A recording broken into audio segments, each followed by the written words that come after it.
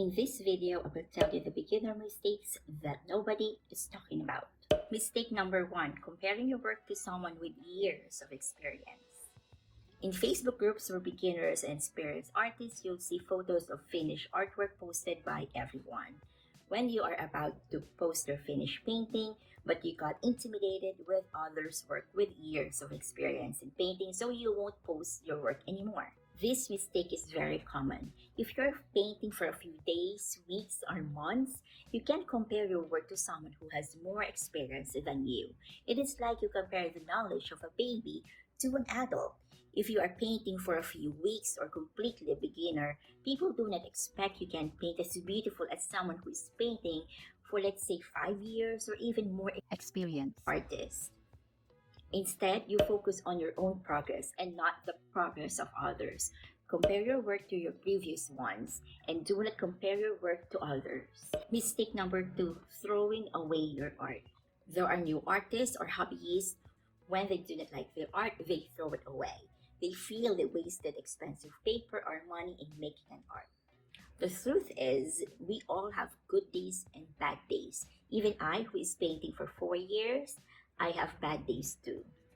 Sometimes I paint the same reference photos for 3 to 5 times just to get the result that I want, sometimes even more. After a few months of painting or even a year, look at them again and you will see how much you've grown and improved. That will lead you to the next, which is mistake number 3, not taking photos of your art. Taking photos of your art and keeping them on your phone will help you to keep track on your progress.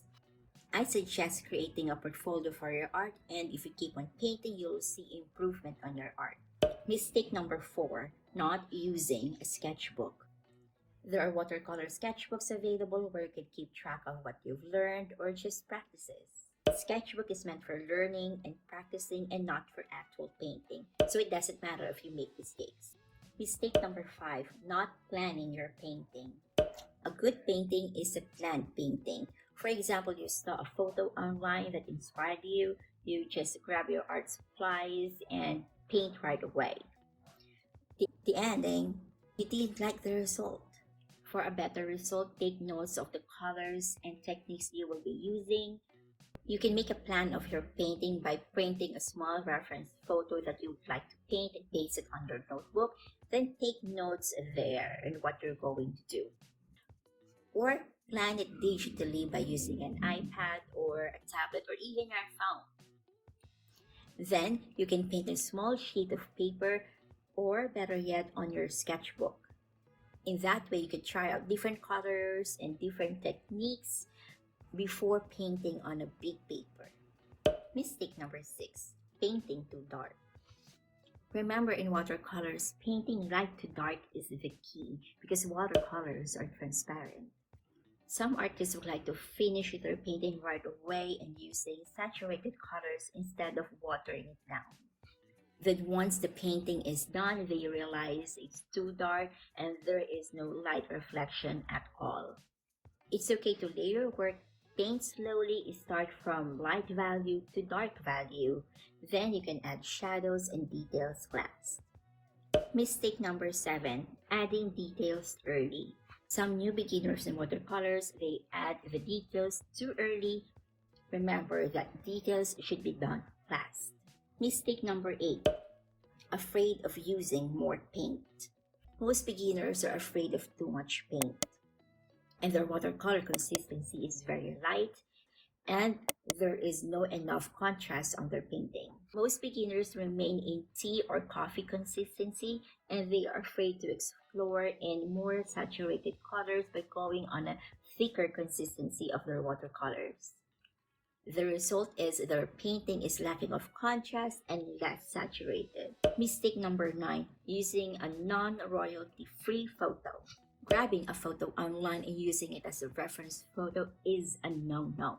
You can have problems with it because of the licensing and ownership of using the photo. Instead, you could use a royalty-free photos. You can get them on Pixabay, Pexels, Unsplash, and there are Facebook groups where you can get reference photos for your painting. If you want to use someone else's photos, then contact the person or the company directly. we did not receive any reply, then do not use it. For example, for this sunset and Boracay painting, I asked the photographer if I can use this painting, and gladly he said yes.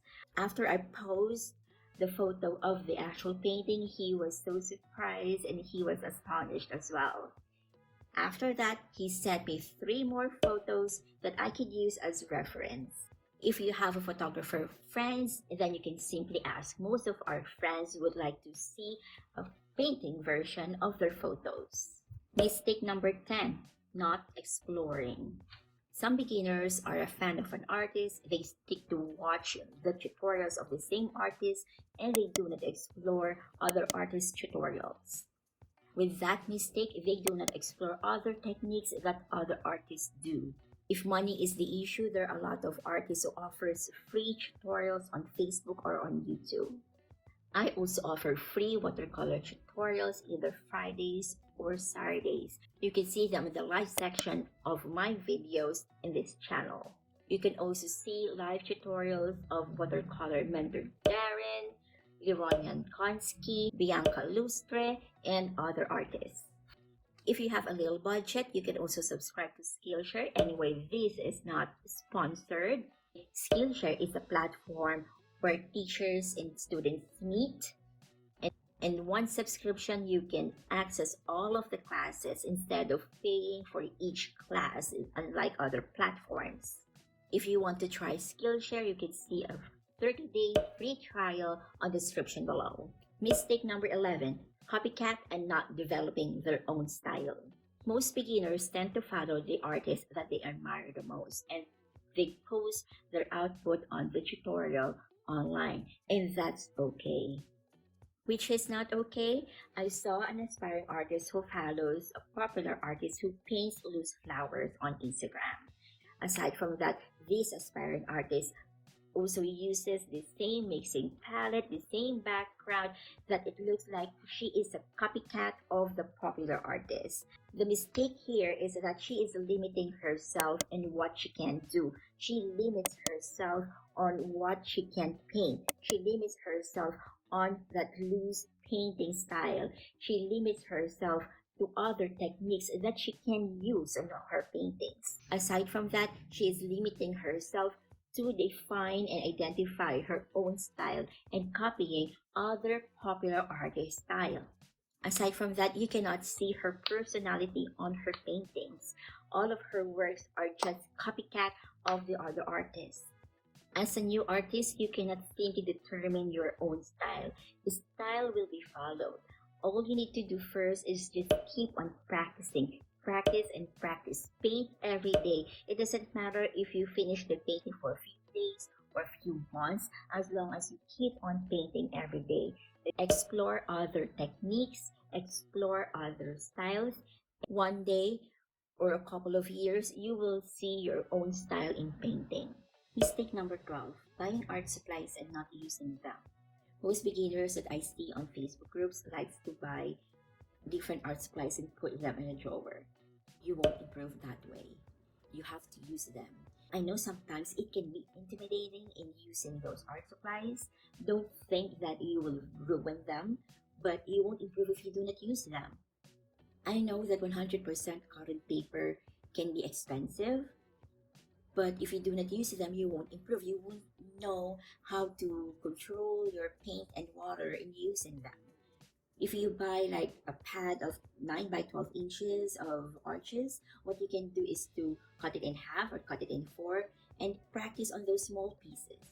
You don't have to buy like 48 colors or 36 colors or 24 colors. What you need to do is to know the colors that you need, especially those colors that have warm and cool colors.